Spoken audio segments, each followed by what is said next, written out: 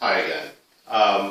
In the past, I have slipped into conversation every once in a while, a comment about cord cutting and that I'm a cord cutter. And today, I want to just dedicate all of my time today with you to discuss this whole cord cutting business that I've been involved in. As you can see, the television is on. And football's tuned in. I never watch football. I'm just tuning into this particular channel just to show you the picture quality. Now, every once in a while, you'll see little dropouts,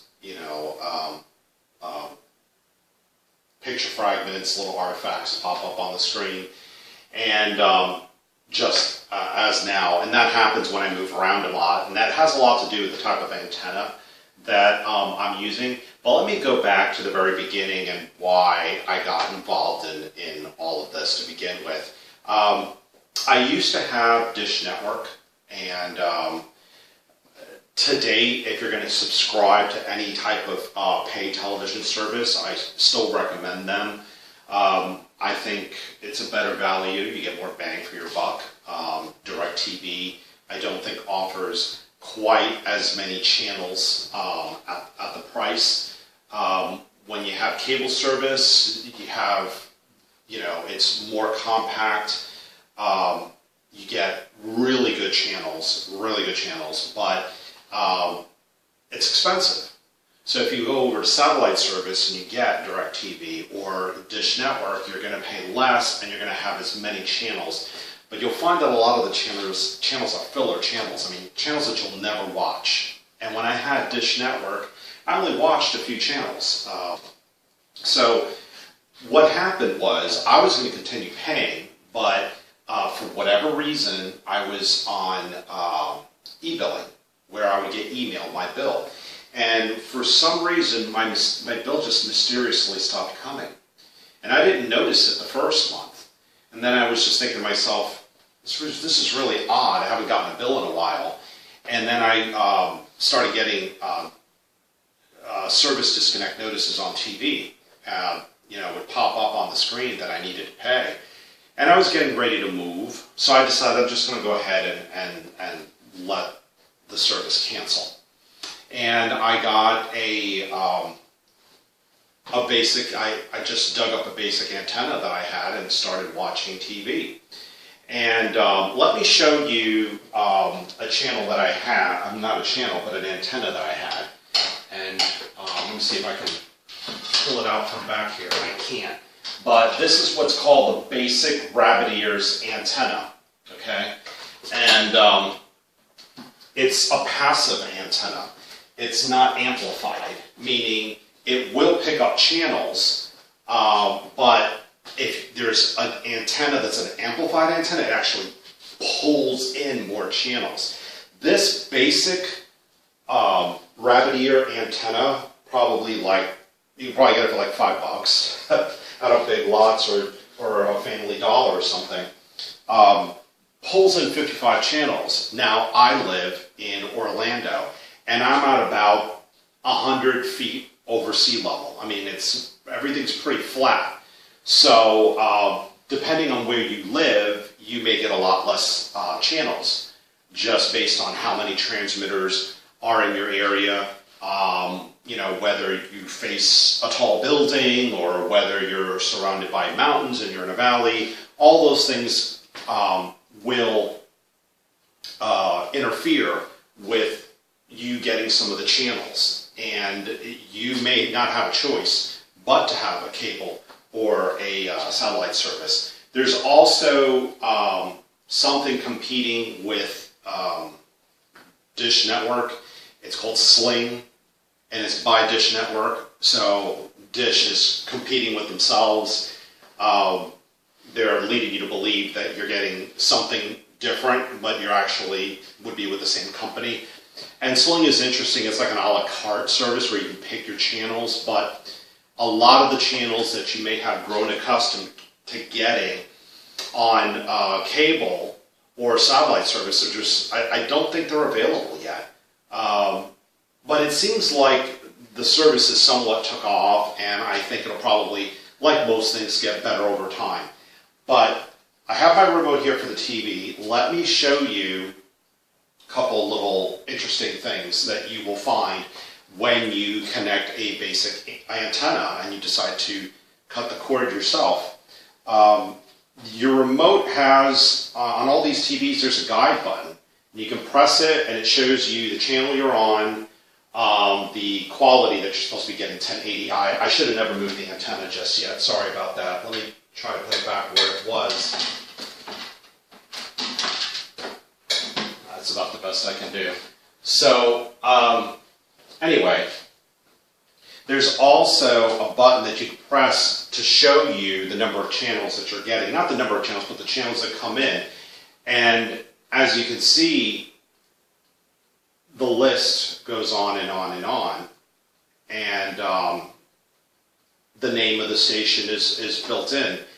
And I'm getting 55 channels on this TV right now. And again, the picture isn't coming in because I messed with the antenna. I should have done that. But, yeah. So, the only thing that you're not getting anymore is the TV guide that you get with satellite service and cable service. But you could always download an app off the internet and put it on your phone. That's what I've done. So I could still look at all the channels that are available over the air. Because you can limit on these apps what channels you get. Whether you are you enter your zip code, it'll show you the channels that are just available in your area over the air. You could also choose to look at just cable channels, just satellite channels, or over the air. And if you are going to cut the cord, then you would obviously want to enter your zip code and just choose over the air channels to see how many channels you get. Then you're going to want to go to the store and pick out your antenna. And I don't recommend this type of an antenna. As you can see, this channel isn't coming in good anymore. Let me go ahead and change the channel and see what else we have here. Cozy TV, Decades. You're going to be surprised at actually how many channels you get, because if you're kind of old school like I am, and you grew up at a time where you had to like adjust the V-hold and all that to try to tune in a channel, and a lot of times the channels were snowy, that's gone. You know, when you hook up your antenna, you're going to see the pictures come in like this, crisp, really good, or they don't come in at all. And that's the downside to it, because before, sometimes the channel didn't come in really good, but you were able to get it. So now the channels usually come in pretty good. Sometimes it'll tune in a channel and it'll lock it, it'll save it when you do a channel scan to see what channels are available on your TV in your area. But you'll still see a lot of, those dropouts, the artifacts that I was referring to earlier. But the first antenna that I bought, because as you know, I have this passive antenna, but I also have another television that I got an amplified antenna. And I got the Turk Trinity. And that was getting me about 65 channels. And the problem with that antenna was that it was a tabletop antenna. It looked like a little router. And you really couldn't move it around very much. So it's a good antenna. I recommend it. But if you really want to maximize the number of channels you can get, I believe the best antennas are the amplified antennas that are flat. Okay, they're like a sheet of paper. Let me demonstrate. All right, this is what I bought after I bought the Turk Trinity, the Mohu Leaf Ultimate. This has a 60-mile range, as does the Turk Trinity. This really exceeds my needs in Orlando, because Orlando, all the transmitters are about 30 or 40 miles away. All right, those are all the channels that are, all the transmitters that are based in either Daytona Beach or Cocoa, Melbourne. They're all out east of Orlando. Southwest of Orlando is Tampa. and that's a whole other market, and they get a whole bunch of other channels. But that, Tampa's about 75 miles away, so this type of antenna would never pull in stations that far away. So the 60-mile range is for people that live in rural areas. Okay, this is suburbs, but they have a Mohu Leaf Mini, which grabs stations up to 30 miles away. That would probably work in a metropolitan area.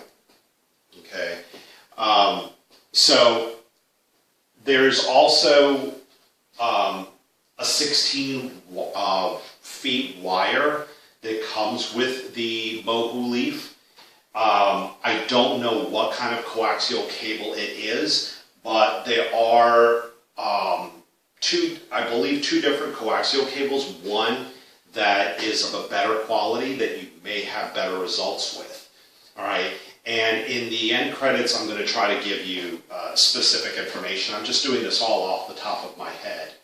All right, but yeah, the Mohu Leaf is probably the best way to go. It's an amplified antenna. It claims to get all these channels: MeTV, Ion Television, Comet. Comet is like the Sci-Fi Channel. It is like the freely available Sci-Fi Channel over the air. It's called Comet. And Grit is geared towards men. I don't know what age demographic. But you get all the basics: NBC, CBS, Fox, ABC, all those channels that we all grew up on. But the reason why there's so many more channels available now than there ever was is ever since about 2009, when there was just some change. I don't know. Some type of legislation was passed. I think George W. Bush signed it into law. Things changed, and the TV stations such as ABC, NBC, CBS, I think they were all like required to broadcast in high definition, and but they also were allowed to start transmitting other broadcasts, like on what's called sub-channels. So when we grew up, we had about maybe 10 channels. That's all there was. But that hasn't changed. So we have still probably about 10 channels, but every one of those 10 channels now has the option to have sub-channels. So if you watch something growing up on channel 7, there's now a 7.1, a 7.2, a 7.3. Sometimes I've seen them as high as 7.7. All right.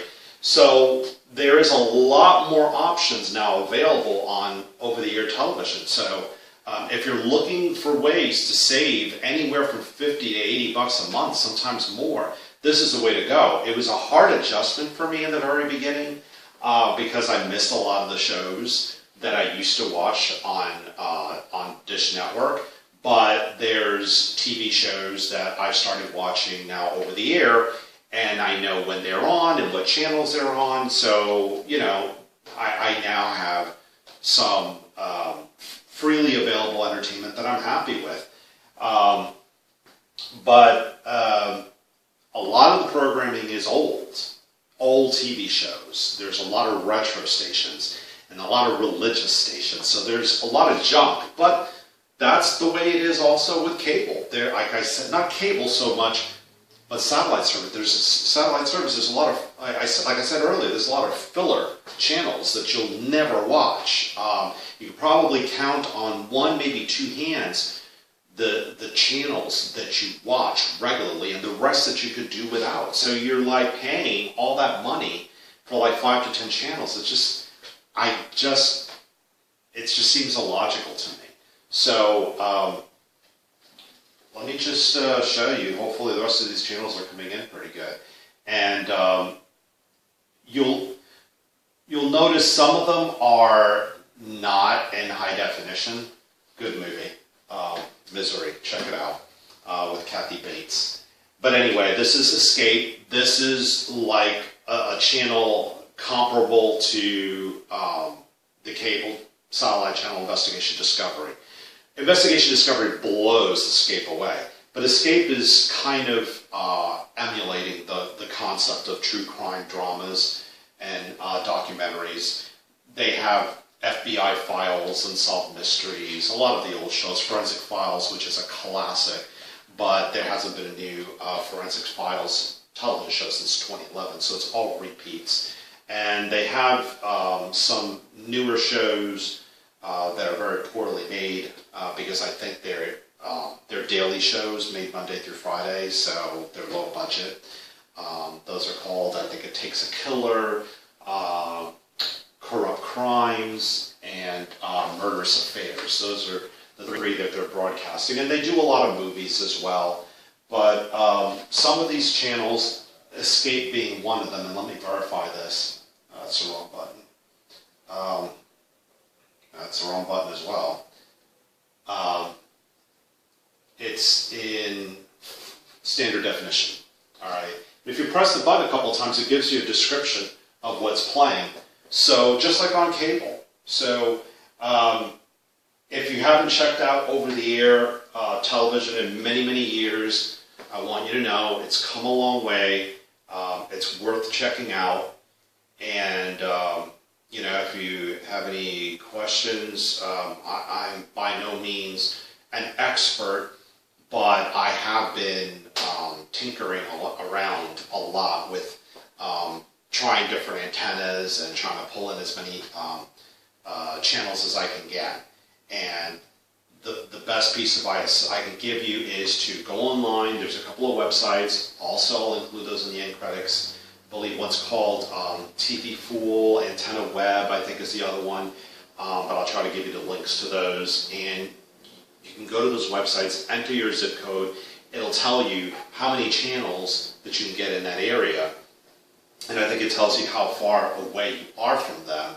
And if you know that, then you can make more of an informed decision when you go to the store. You know exactly what antenna you need. Do you need one that, you know, pulls in channels, you know, 30 miles away, 40 miles away, 50 miles away, or even 60. 60 is the max. Now, if you really want to get the maximum number of channels, because like I'm getting 67 now, that's what I've topped out at. And that's with an indoor antenna. But if you want the maximum, then you need to go into the attic and actually preferably on the roof and mount the antenna on the roof. If you live in a condominium, there may be some restrictions, and that is BS. Look it up. You are allowed to put an antenna on your roof. I mean, if you live in a building that's like 3 or 4 stories, you know, or even 2 stories, you know, you may not be able to go on your roof to put them. But if you live in a single-story condo, you'll probably put something on your roof. But I would try to get permission, and if declined, I would show them the FCC rule. I'll try to look that up for you as well. If you need it, let me know. I don't think I'm going to put that in the link because that's going to take a little bit of digging around to find. But anyway, that's all I have to say on the subject, and maybe I wasn't so long after all. But if I was, too bad, so sad. Thanks for your time. See you again real soon.